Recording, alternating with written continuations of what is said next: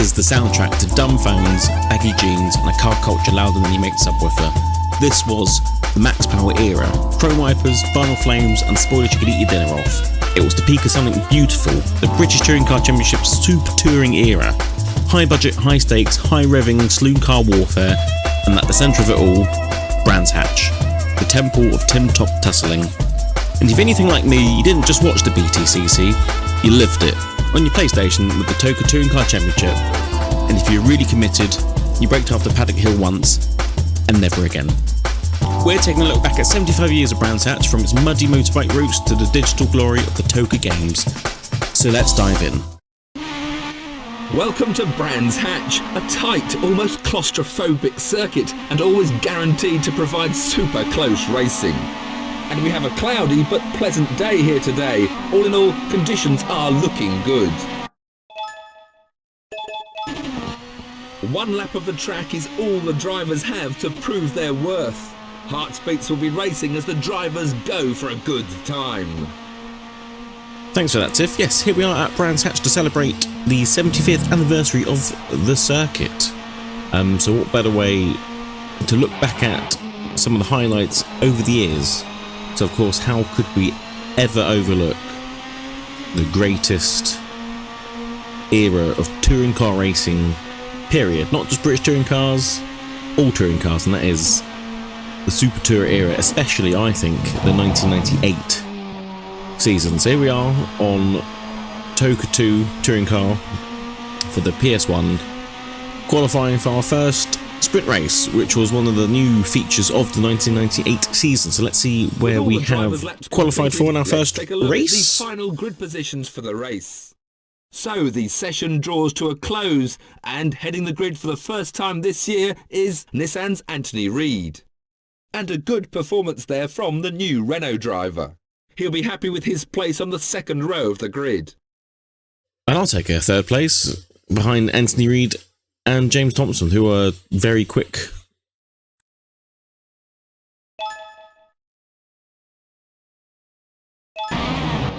All the drivers are on the grid and the lights are about to come on. Let's see who gets away in the lead. So here we are then for our first sprint race at Brands Hatch for the 1998 British Touring Car season, and we are off. A relatively good start, although the Nissan has absolutely launched it as the Volvo's trying to pit manoeuvre us already. But that was the Super Touring way.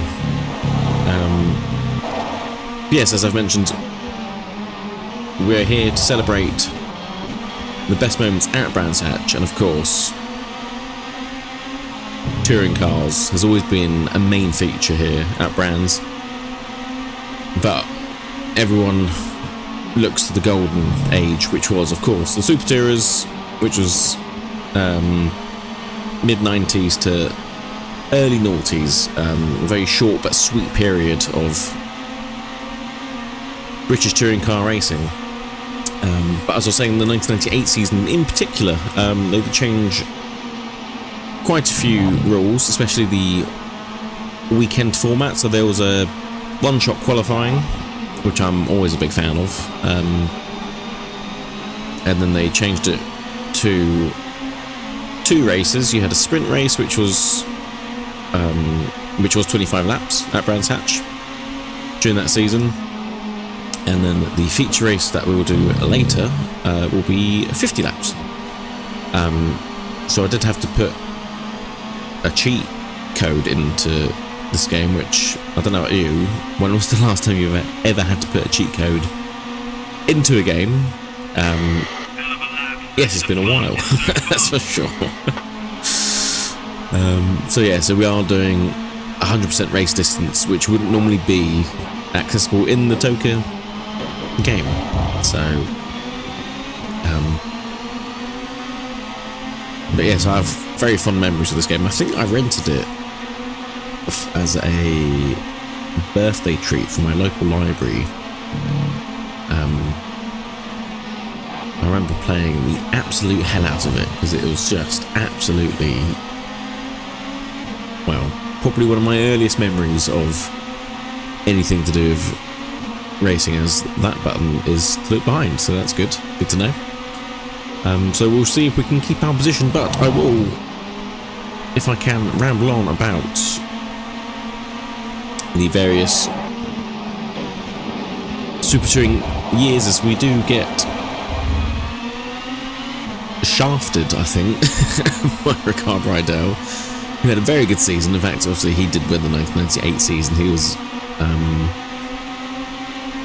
very calculated and consistent, I think, throughout that year, while chaos reigned supreme in British touring cars, as it usually does. But I guess we should dive into a different kind of chaos, one stored on a disc, a 32-bit racing revolution, as we have our own revolution through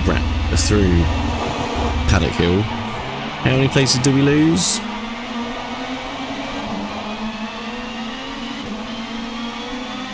Every single position. Excellent. Well, that's just... Well, we've got 20 laps left, so I think... Come on, the boss isn't going to be happy with this position. I think we should be able to crack on through. But, yes, the Toca Touring Car Championship game dropped in 1998, for the 1998 season,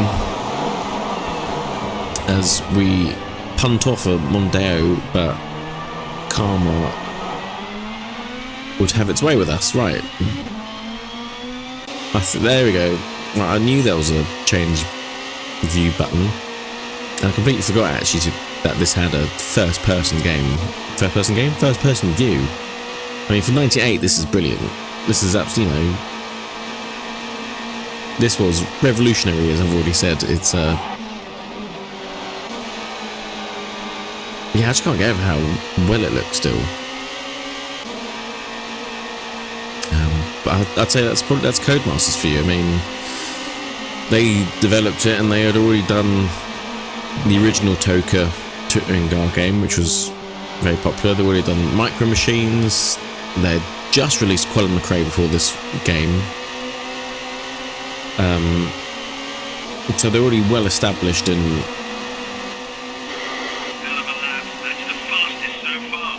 racing games, as we go to set the fastest lap.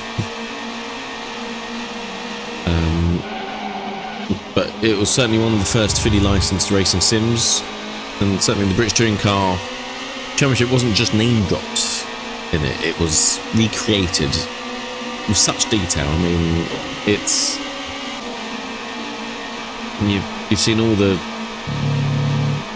faff with the trying to make a new touring car game. I mean, how hard can it be, really? I mean, what do we want? We want fully licensed cars, laser scan circuits,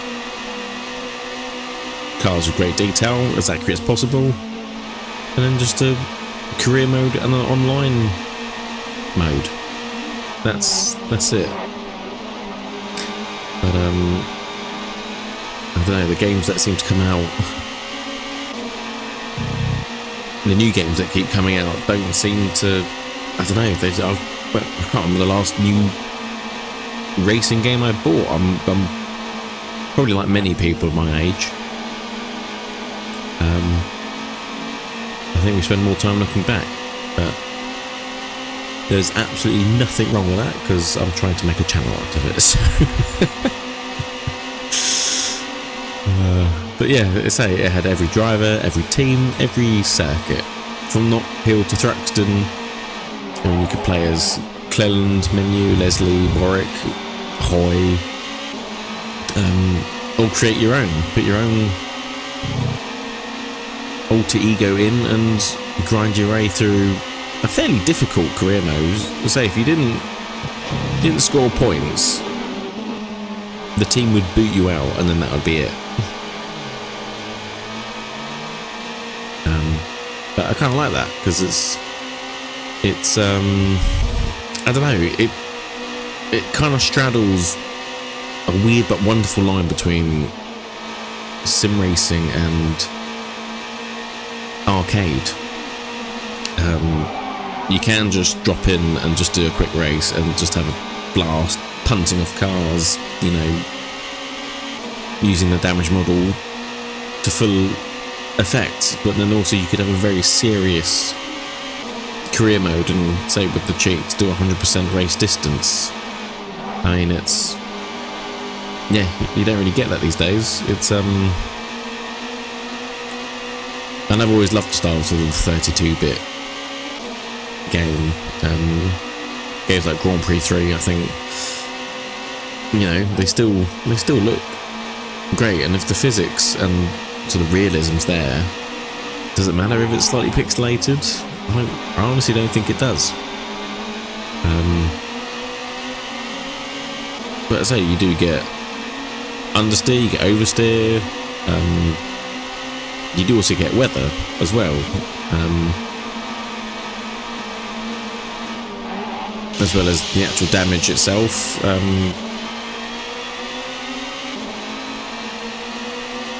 You know, if you have too much damage, your car slows down, or losing aero, you know, it's all there. So they really nailed it on the head. They really perfected the first Toca in the second game.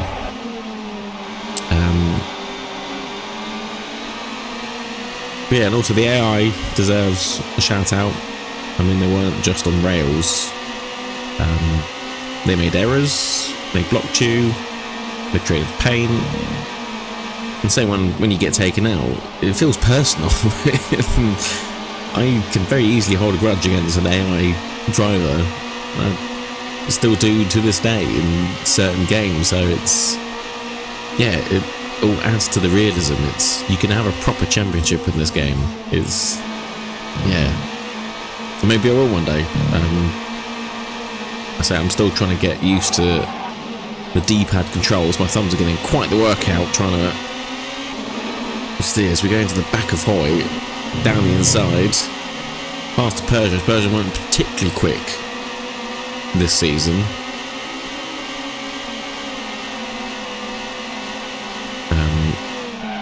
And the Renault we're in, I think we're replacing Plato, which Plato menu had a, I don't know, off the back of Menu's championship. It was a disappointing season for him, but Plato had a relatively alright season. It wasn't the best for Renault, especially compared to the Volvos and the Nissans and the Hondas.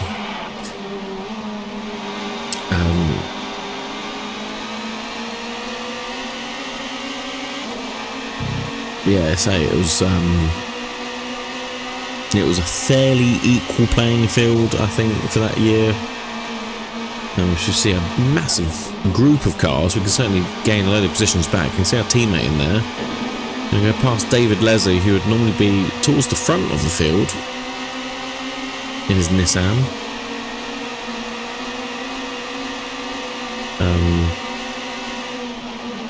And always got to be careful through Paddock Hill, because there's a bit in the middle. If you turn or you hit it, that's the reason why you spin out. And that was just me being an idiot, not slowing down enough. But yeah, I say how good the game is, and sure, from the game from the late 90s, it's not perfect. Some of the physics engines had a little too much fun. You know, cars flipping like pancakes at Silverstone, or your suspension's just giving up after clipping a curb. It does happen, but is that any worse than games today? Probably not. But I mean, back then, you know, they're quirks, right? That's part of why we, well, it's why we look back at these games with such, I'd say through like rose-tinted glass, but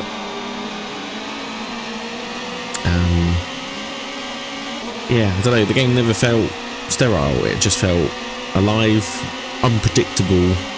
It just felt like real racing, honestly. If you look back at the YouTube clips of the Supertourer era, which is plenty of, and you jump into this and do a race, it's really, it just replicates it so well. It's And of course, I mentioned at the start the music as well. It's pure 90s. It is pure Max Power, Supertourers, you know, road cars on steroids, tuned to a knife edge.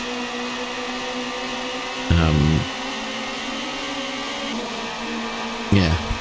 In the day, I don't think it was just a game. It was a portal for me as a kid.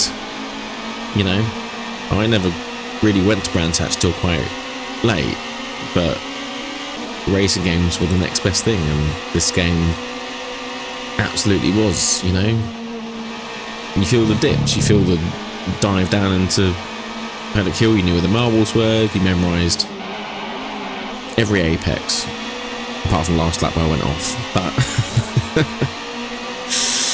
But yeah, I mean, it's a shame for Codemasters to sort of lose out on. You know, they did such a great job of the touring car games. They did such a great job of the Colin McRae games, as well as also when they brought back the F1 franchise of games. You know, F1 2013 is arguably one of the best modern F1 games to date, and that's now over 10 years old. And yeah, Toca didn't just launch a franchise, it launched careers, and Codemasters really became a household name. You know, it paved the way for Race Driver, Grid, like I said, the F1 series. And for me, Toca 2 just sits in that perfect late 90s pocket where games were evolving rapidly as we rapidly go down the inside of our teammate and Ivan Müller, or Ivan Müller?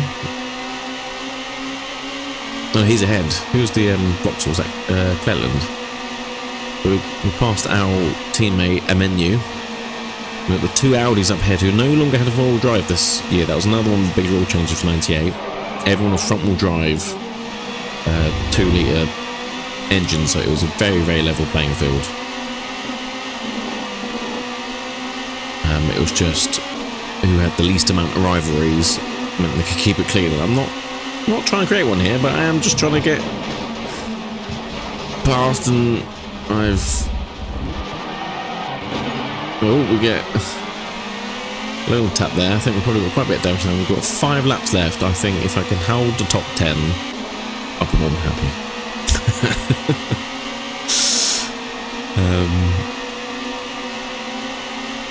Yeah, as I was saying, yeah, sort of Codemasters became a household name, didn't it, after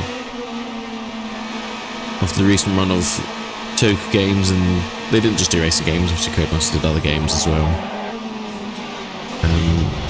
But I don't know, you could kind of feel the human touch behind the game design. It felt like a fan made it. Like everything's, you know, down to the advertising, say the efforts put all the cars in with the branding and the sponsors and the drivers and obviously the circuits, and then obviously the circuits then recreate the weather that happened during that race in that period. So they tried to make it as accurate as possible, and I think only a passionate racing fan would do that. And that's what it feels like. It feels like a passion project, honestly. And it sort of feels like they weren't just chasing sales, they were chasing authenticity. I think they absolutely nailed it.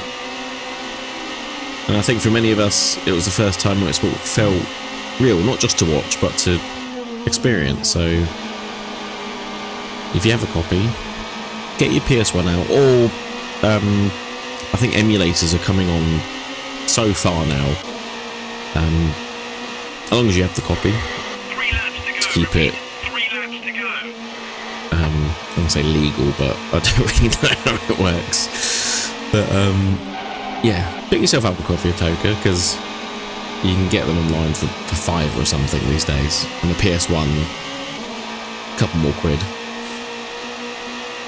Plug it into an old TV and just enjoy it. That's what I like to do. Every now and again, just forget the faff of trying to set up a new game, disc in console, And then that's it, it's on. Away you go. I think there's a lot to be said for simplicity, and I think we're going too far in the other direction, but we have 1 lap remaining. We're in 9th place. Through Paddock Hill up to Druids. I can see... was it a Vauxhall ahead? Or Honda? Bincliffe. Was he Honda, I think? If my memory serves me correctly. Let's say there's another... Oh, and luckily we've got quite a big gap behind us. I think we are going to settle for 9th. And we can see one of the Nissans behind me. I'm going to have to block rather aggressively, it has to be said. Yeah, well, he's still there, as I say. I couldn't quite see him, but he's... Final lap. Repeat, this is the final lap. He's right on my... Oh, he's right next to me, in fact. Trying to hold it around the outside of Paddock Hill isn't going to work. Try and not overdo it. Oh, there's a little bump there. But I think he's also had a tagged by someone, so I think we are, as long as we don't mess this... Was it Surtees at this point? Well, we haven't messed up, whatever it is. And here we are, to finish our first sprint race in 9th position. I think I'll take that. That's not bad for... Let's take a look then at the final positions. First another attempt. Great race and another victory for Nissan hotshot Anthony Reid. So, a points finish for the newcomer, but he'll need to improve on that performance to keep his title hopes alive. Anything could happen here today, with the new rules adding tension and drama to the day's qualifying sessions. Well, here we go then. Shall we try and qualify a bit better for our second race, or our feature race? At Brands, we've got to Paddock Hill Bend, slight dab on the brakes, and around we go, down through Druids to Graham Hill Bend. It's pretty much flat out all the way to Clark Curve, through Surtees, get another dab on the brakes, keep it nice and wide. I feel like this is going to be a better lap. I mean, I've done 25 laps, you would think I would have learned something. And across the line, oh yeah, that was a 39 something. So let's take a look at the full rundown of lap times. Oh yeah, I'll take a first place. I don't know how long I'll be able to hold it for, but... for the new Renault driver.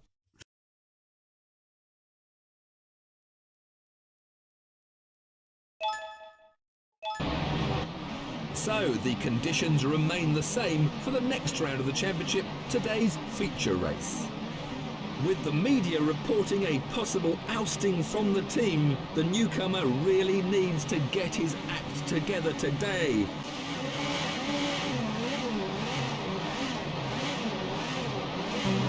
Right then, shall we get started on our 50 lap feature race? And we're off. Let's see if we can hold off the, well, I think it's Volvos, Hondas and Nissans behind us, and that's a no, as I'm fairly sure that would be Thompson going past, and was it Anthony Reid as well? I think we've got Rido right behind us, so we'll try and fend him off into Druids and stick it down the inside, and we'll do. Try and get past Reid nice and early into the back of him. We've cracked a window already. Which is side by side into Surtees, and we barge our way through. Oh, nearly tagged Thompson through Clark, and Reid's back up the inside, and we're driven into the wall nearly. That is absolute. That is exactly what super touring is. First lap, absolute on the edge stuff, which is what we are going to be looking through if we get a chance, as we're down the inside of Reid and Thompson as they get a bad run. And that's it, we're into first place. Excellent driving. Keep it But as I up. was saying, if I get given a chance and I just drive off the circuit and... Oh, it's the worst position, it's facing the wall. All of that for nothing, and that is not a safe rejoin, and we've been absolutely clattered by someone else. Right, well, as I was saying, if we get time, I'd like to look back through the 10 years of Supertourers. We're in car with Frank Sittner, second in class. John Cleland, the leader, ahead of him on their last lap. It's now or never. They're both champions. Ahead of them is Ray Arms's Honda Civic. They've got to lap it, and they're going to. Pilgrim's Drop coming up to Hawthorns. There are the leaders. Cleland, Sittner right behind him. They're past Ray Arms. On to Westfield. Sittner is pushing very, very hard indeed, and John Cleland is right on the edge. Almost losing adhesion as he comes out of Westfield, but he doesn't. He's still in the lead. Sittner is still second. Jeff Allam in the background is still third. Through Dingledell safely. Down to Sterling's. We're with Frank Sittner. That's the leader ahead of him. They've only got Sterling's out of it now. Clearways, Clark Curve, the Jack Brabham straight. And this is coming into Clearways. And it looks to me as though Cleland's going to do it. I can't see any way that Frank Sittner can get past him now. And Cleland knows he's won. The mercurial John Cleland waves in triumph, crosses the line to win the 2-litre class. That was the 1990 race at Brands Hatch, which was considered the first of the Supertourers, as the rain now begins to come down in our race. That was the classic between Cleland and Frank Stippler for the battle for the 2-litre class, as we will now move on to the 1991 race, where it's Andy Rouse versus Will Hoy. Now is right with Andy Rouse. He's challenging. He's got the momentum. Andy Rouse had to slow down to avoid Forrest, and Will Hoy goes through into the lead. Well, there's something. Hoy in the BMW, leading Andy Rouse. But we're with Andy Rouse now in that 285 horsepower Toyota. Rouse has shown once already this afternoon that he can catch and pass Will Hoy, and I see no reason why he shouldn't do the same thing again. Andy Rouse is going. Round paddock, he's attacking again. He pulls out, and he just drives past Will Hoy. Makes it look so easy into Druids. Will Hoy down to second place, hanging on. An absolute classic now as we catch up with the two Fords, trying to regain our positions. But now we'll move on to 1992, where once again Cleland is involved, but it's Toyota trouble for Rouse and Hoy. Out of Surtees. Now the Toyotas were much quicker in practice, but look at Cleland, he's going through. He's taking Hoy into the lead. Cleland leads, and Rouse is following him through. He's going to take second position, number 3. Round Hawthorns absolutely together. This is magnificent. Cleland leads then. The two Toyotas together, round Westfield. And they're off! Both of them off! Well, incredible! Both the Toyotas off and the rest stream through! Wow! Well, if that isn't a classic British touring car moment, or even a Brands Hatch moment, then I don't know what is. As we try and get past one of the Fords and we drive ourselves into the pit wall nearly. Trying to make up our positions again. Now the pit stop window is open, but I believe that we should go a slightly different strategy and go as long as we can, just to with the overcut, I suppose. We're just going to try and get as many positions and gain as much time as possible. And now we shall move on to 1993, which once again Cleland is involved, where Cleland and Leslie were both taken out during the first race, and now they are carving their way through the field as I completely wipe out Bincliffe. So let's watch them slice through the field. We're with Cleland now, passing O'Brien's Peugeot on the left. This is 130 miles an hour. concentrating. He's coming up to try and take Alan Menu as they go into paddock. There's Harvey, Menu number 19. Behind him is Cleland in 10th position. Into Druids.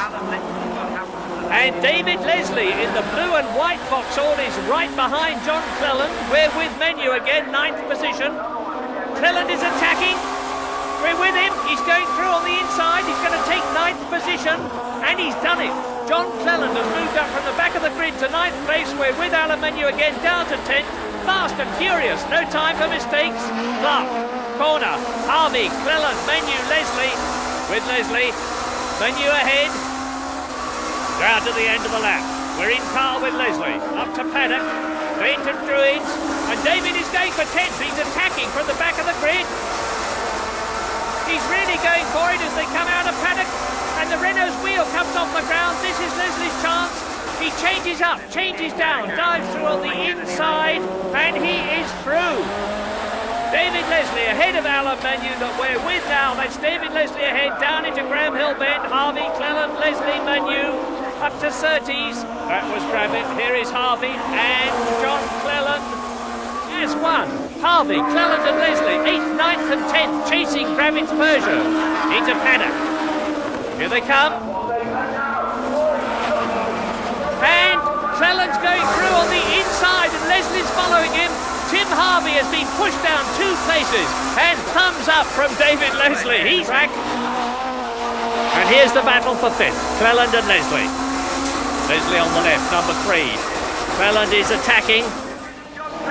Cleland on the outside, Leslie on the inside as they go into Druids as one. We're with Leslie now.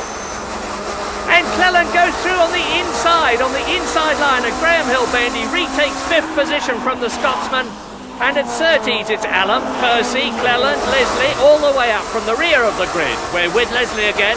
John Cleland in front, Wing Percy in front of him, Jeff Allen in and Steve Soper. And 2 more wins today for the men from Munich. And a battle for 5th right to the end. And John Cleland, number 3. Well, there we have it, another absolute classic. The 2 flying Scots of Cleland and Leslie making their way through the field in their Vauxhalls. There's no better sight, really, is there, than those 2. As I've doing this research, I've got a lot of respect for John Cleland. He's an absolute beast behind. You couldn't find any Vauxhall. He's your man. Right, we're now up to 7th place. As everyone's still is coming into the pits and we shall stay out. I don't know what the last time I can pit is. I'm sure it will tell me, but yeah, we're just going to go for as long as we can go.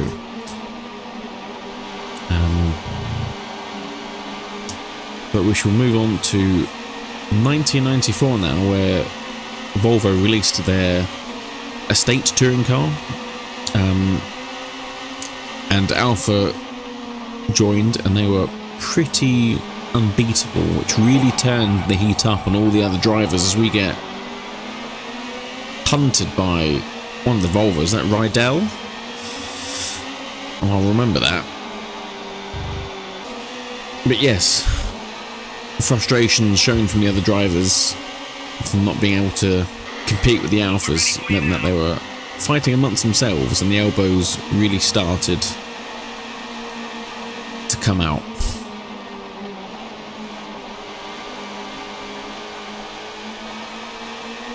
Steve Soper down to paddock, and Patrick Watts, number 18, has got into 2nd place ahead of Simone. We're with Simone, and that's Soper going through up into 3rd place. Simone down to 4th position then as he climbed Tailwood Hill. And down to 5th position because Jan Lammers has gone past in the Volvo estate. Fantastic. Round Druids, back again with Steve Soper. Somebody's hit him on the exit. Instant correction down to Surtees, the left-hander. On lap 1 is Tarquini leading. Watts is 2nd, Soper's 3rd, Lammers is 4th, number 14.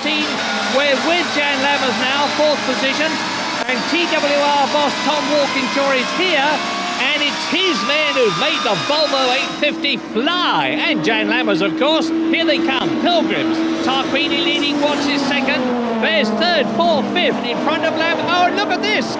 Jan Lammers in the Volvo going past Steve Soper's BMW. We're with Soper, that's Lammers ahead. Go on then, says Soper, into Sterling's. And this is fierce. In car with Menu again. Well, try as he may, he can't do anything about John Cleland's Vauxhall Cavalier ahead. Into Clearways, and Simone, very impressive indeed. Now, through to the end of the lap. We're in the Renault Laguna. He's coming up alongside John Cleland's Vauxhall Cavalier. He's going to try and go for it as they go into paddock. I don't think he'll do it because Cleland's got the inside line, and he doesn't. Back again with Menu. Now, up to Druids. And there's contact. Cleland hits Soper. Spin, spin, double spin. Through the gap goes Cleland.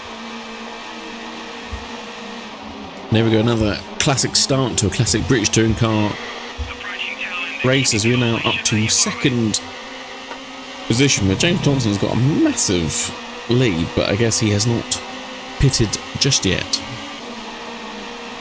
And we shall move on to 1995, where very much like we have a wet race, the wet race for that Brands Hatch day caused absolute chaos. Rydell was nearly upside down. Cleland had a massive shunt into Paddock Hill, and Radishi's crashed out on the start-finish straight.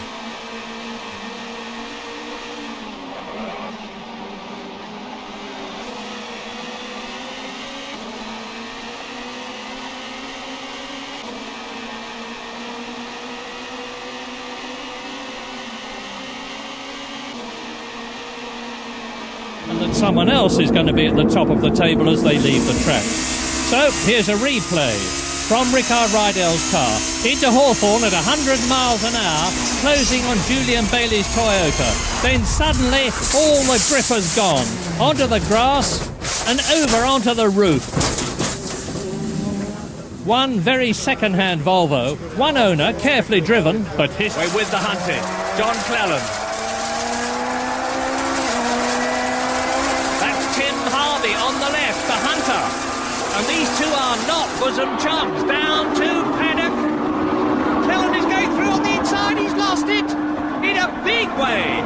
Into the gravel again and off. Oh, John. But surely that wasn't just Cleland's fault.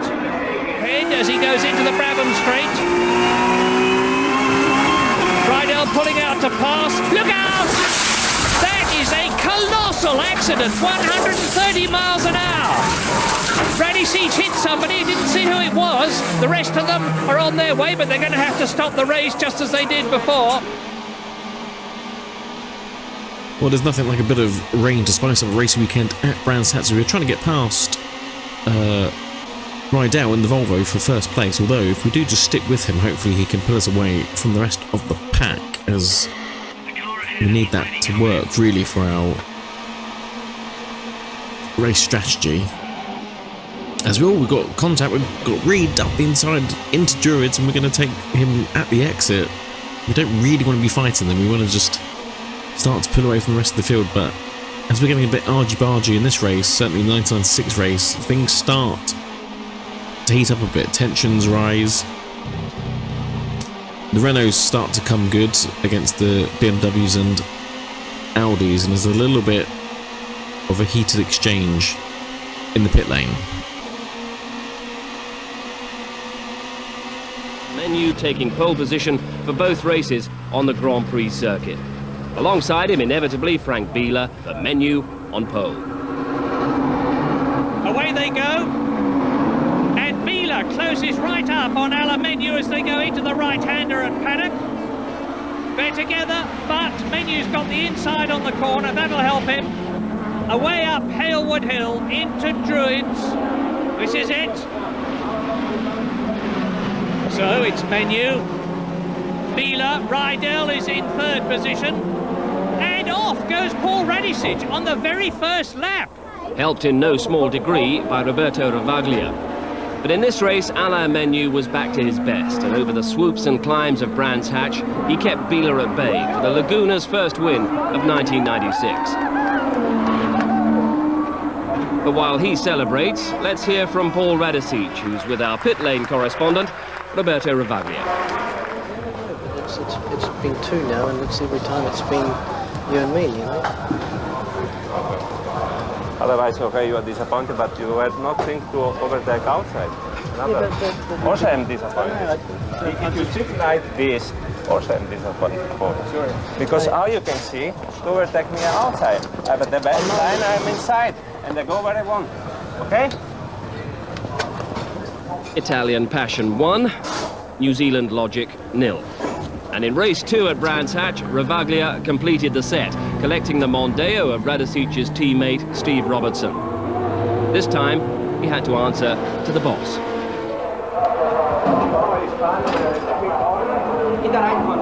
The second Brands Hatch race was proving to be a further benefit for Renault, but not for Audi.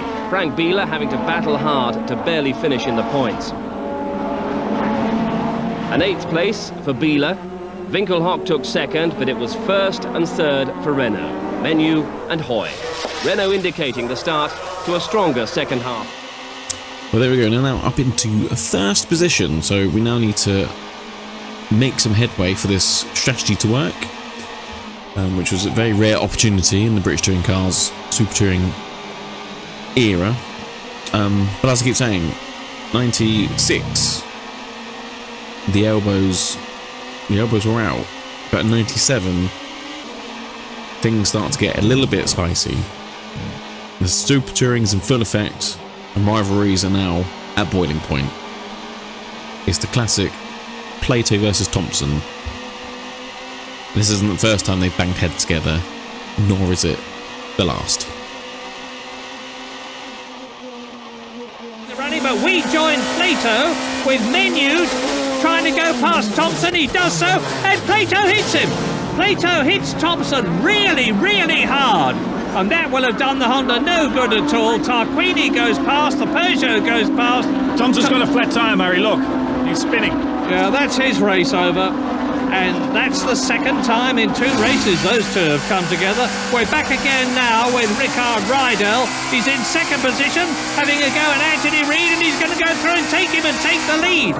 Coming out of Clark, Rydell's in the right position because you need to be on the right-hand side at paddock to get the line. Rydell leads, Reid goes into second position. Radicic is still in third place, Alain Menu is fourth. We're with David Leslie, that's Biela ahead. We've got Plato right behind. Oh, there's a bit of a tank slapper there. No, he's been hit, Murray, been hit from behind. But Plato's gone through and off. Leslie hits Plato straight into the tyre wall. Plato hit Thompson, now he's getting a bit of his own back. Reid's taking me out. Well, fair dues, Jason, it was David Leslie who hit you, actually. Jason Plato out of the race, and oh, look at James Thompson, not a happy chap at all, running towards Plato. I'll have you. No, you won't, says Plato, or words to that effect, as James Thompson stalks angrily into his garage.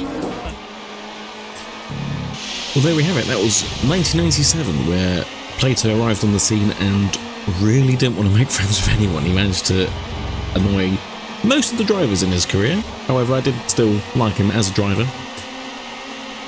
But certainly that rivalry between him and Thompson would go on for a couple of seasons at least. Right, we're coming up to lap 28. We're now over halfway. And we're still trying to pull a gap on Anthony Reid, where it is just sitting around 3 seconds or so. It's not really pulling a massive gap, but as long as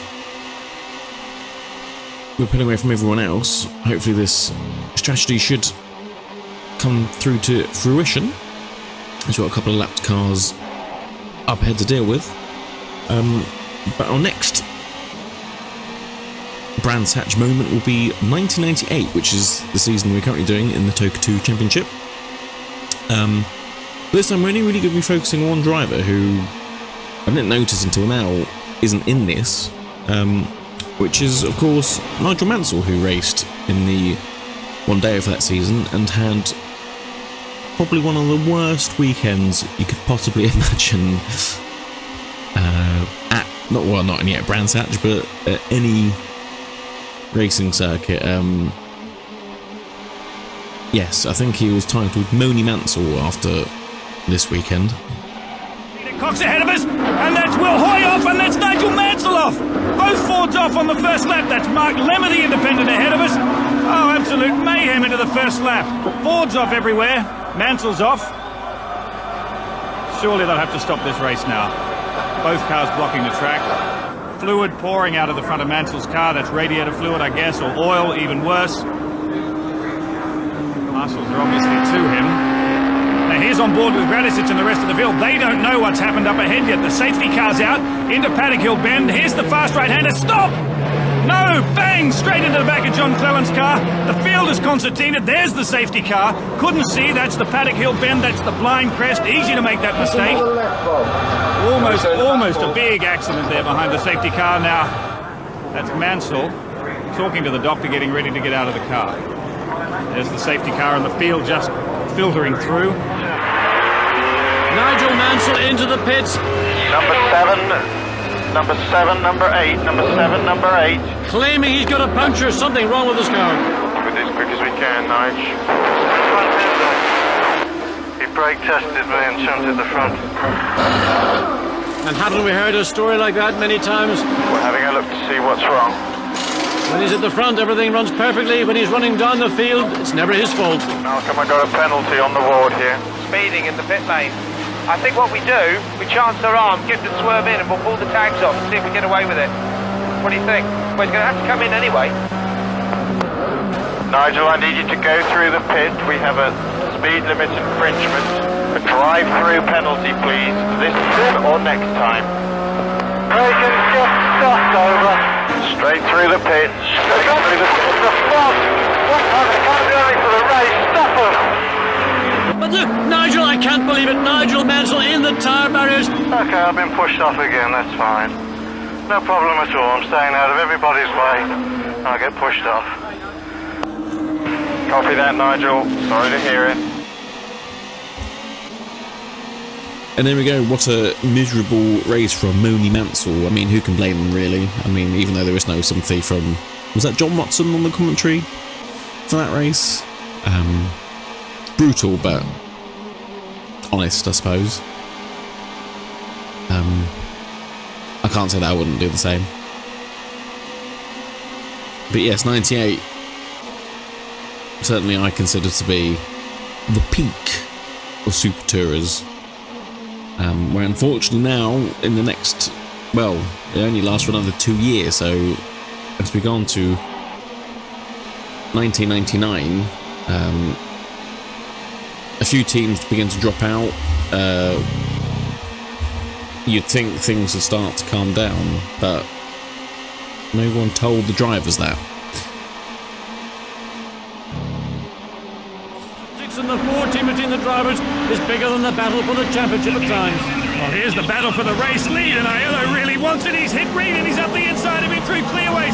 Side by side through clearways. Reed's fighting back. He's trying to grind his wheel through the left door of Aiello's car. Muller's up behind them. Jason Plato's in there for a couple of bob as well. 3 abreast into Paddock. That won't work. Muller on the inside, and he's through. Reed tucks in behind. Aiello shuffled wide. Jason Plato says, me too. Menu's not in it, but he's tagging along for the fun as well. And Muller's in the lead. Right behind him is Anthony Reed. Unbelievable stuff. Aiello 0-0 in 2 corners. Great pass. Leading. I know. Don't sound so surprised, Rowan. Well, I don't know about you, but they certainly need to bring that camera angle back to Surtees and Clark Curve. That is incredible. But even though a few teams left, the racing was still as fierce as it ever was. As we now come in to the pits, we need to change 2 tyres. I think I'm just going to change the fronts. 25% damage. What's that? Oh, well, we got clattered at the start, didn't we? No, that's exactly where that's from, isn't it? Alright, as we hit our marks on the pit stop. So yeah, so now we're down to the final year, the year 2000. There's only a couple of manufacturers left now. It's Vauxhall, Ford, and Nissan, I think. There's probably a couple of others. And they also had another class in as well to just keep the numbers up. But there was still plenty of action. Thompson had his big off at Dingledale when it was still the chicane with the jump. And Jason Plato has to fend off from the 3 Fords.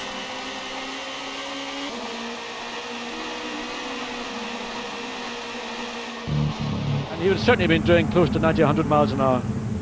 Terribly hard to get heat into those tyres. And that is a car, that is the point on the track where the car is so light. It makes such a difference, as you say. Just the spot for it to break traction. Now here's another look at it, over the top. There's your tank slapper, John. Yep, but you can see the distance. Oh dear. From Anthony Reid. Reid on the right-hand side, Plato on the left. Reid tucks in, Plato moves to cover down to Paddock Hill Bend, and Reid shovels him from behind. Reid helps him down the hill. Are there any questions? Get out of my way. I'll pass you or I will go through you. Now here's it. They're ganging up on him, one after the other. That's Reid on the inside, Menu on the outside, Rydell. 3 abreast. This isn't going to work. Down towards bottom bend. Be careful, boys. The paperwork will be hell if you take each other out. Menu's ducked inside Rydell. Almost got it wrong. Rydell cuts back. So Reid is still the lead forward behind Plato. Menu on the left, Rydell on the right. Rydell slips through. Very, very smooth. Yeah, I tell you what, I wouldn't want to be in Jason Plato's shoes right now. It's like having 3 great white sharks chasing after you, not 3 Ford Mondeos. That was as tough as it gets. Reid put the bumper of his car to the back of the Vauxhall and literally shoveled Plato down Paddock Hill Bend. And well done, Jason. Yeah, this is tougher. This isn't motor racing, it's tag team wrestling. Plato still being softened up by Reid, but any minute now it'll be Rydell having a lash and Menu in touch. Menu's been the quickest of the 3, and he is in 3rd place. So the politics in the Ford camp will be interesting to watch as this unfolds. All of those Fords are fitted. This is a race to the flag, and Jason Plato has to deal with them all. Here's Vincent Radham. Well, we've not had a too dissimilar accident to the one of Thompson there. We managed to shatter our window. We came up the pits in 10th place, but we're now, after being off the circuit, we're now battling for 10th, 11th and 12th. I think that's Harvey in front and Redishy's behind. But yeah, that's it. It is 10 years of the Supertourers in a flash. They were what I consider the best bits. Obviously, if you feel like I've missed anything, then please do leave a comment. What is your favourite moment of Supertourers? It doesn't have to be exclusive to Brands Hatch, but I'm here to celebrate the 75 years of it being a road circuit, and I think, you know, Brands Hatch's bread and butter is British touring cars. Try and say that 10 times quickly. But yeah, it was an absolutely incredible era to watch. I mean, unfortunately I was a little bit too young to go see it, but just doing this research and looking back, it was, you know, to see, you know, I've got a huge respect for John Cleland as a driver. I think he was absolutely incredible during that era. You know, chucking that Vauxhall Cavalier in places where it did not belong. Certainly the definition of a Flying Scotsman. And then watching drivers that I grew up watching, you know, Jason Plato, I mean, I sort of missed his start of his career, where he certainly was not there to make any friends. But yeah, sort of, it was just that, not exclusively to the British touring cars, but that era of the turn of the century, from the 90s to the noughties. Yeah, I think I've said it before, but excess was success, and certainly the Supertourers became very quickly out of control, with, you know, some teams spending Formula 1 money. It was absolutely bonkers. But it's, you know, if you look at the FIA GT era, you know, you had the GT1 cars, you had the Porsches, Mercedes, Panos, Lotus. Yeah, that only lasted a couple of years, and again, that very quickly became out of control for money, and certainly because Mercedes was so dominant, everyone else decided to pack it in.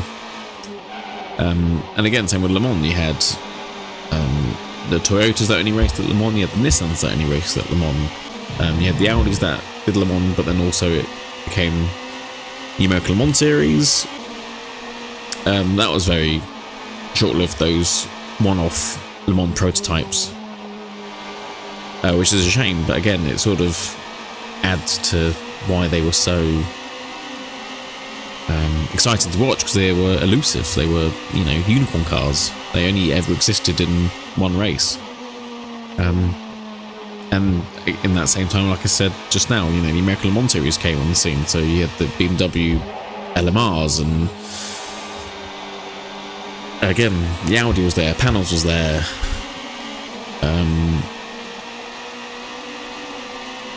You know, it was a real peak period for motorsport in general, really. It's sort of the early 90s, yeah, late 80s, early 90s, sort of the landscape changed, and the motorsport was trying to find its feet, and very quickly found it. And it was very much manufacturers wanting to show production cars what they could do based on race cars.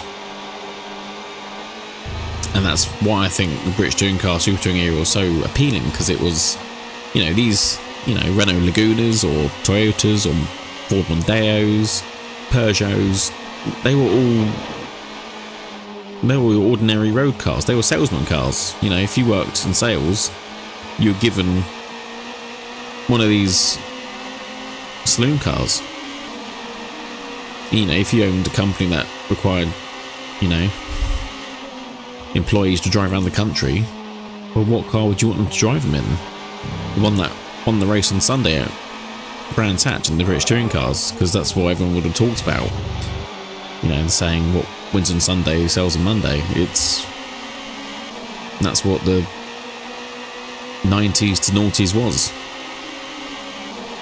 But unfortunately nowadays it's not that simple. I mean, if you look at what's happening in the automotive world and the car market, it's what I don't even know where to begin. Where's it going? What's happening? Everyone's asking the same question, and that reflects on motorsport. It's, you know, F1 are going, oh, should we go back to V10s because these V6 turbo hybrids, is anyone really bothering anymore? Does it really matter? Because you got the World Endurance Championship, which are obviously, you know, Porsche using their engine, Cadillac using a V8, Ferrari using their engine, obviously Aston Martin come in with a V12. You know, back to the way it was. You know, every manufacturer were using what they had available, not just a set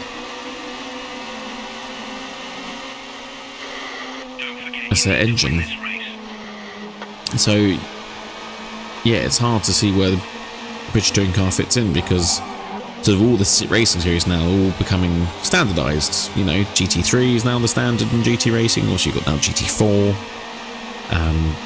With IMSA and WC, you got the GTP and the LMDH or hypercars. They're all compatible.